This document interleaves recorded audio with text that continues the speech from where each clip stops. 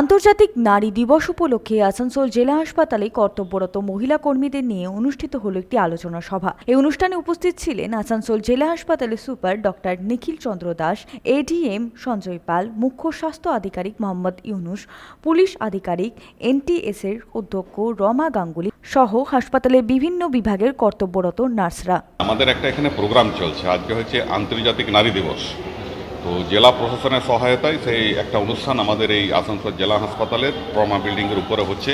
এখানে আমাদের উপস্থিত আছেন এডিএম জেনারেল মিস্টার সঞ্জয় পাল আছেন, ডিএসডব্লিউ আছেন, মানে ডিস্ট্রিক্ট সোশ্যাল ওয়েলফেয়ার অফিসার আছেন, অ্যাডভোকেট আছেন, পুলিশের লোক আছেন, সেই সঙ্গে হচ্ছে কি আমাদের এনটিএস-এর প্রিন্সিপাল রমা গঙ্গোপাধ্যায় আছেন, আমাদের নার্সিং অ্যাডমিনিস্ট্রেটররা আছেন, আমাদের সিএমওইচ স্যার, পশ্চিম বর্ধমান জেলার CMOH doctor MD Yunus sir আছেন এবং অন্যান্য জেলা আধিকারিকরা আছেন। সঙ্গে আমাদের হাসপাতালের নার্সিং স্টাফ থেকে আরম্ভ করে সমস্ত স্তরের মহিলা কর্মচারীরা আছেন এবং হচ্ছে কি আমাদের এখানে যে ওয়ান স্টপ সেন্টার চলে সেখানকার আধিকারিকরা আছেন, কর্মীরা আছেন।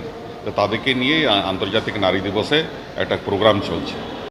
সঞ্জয় যাদব, 99 নিউজ বাংলা, আসানসোল।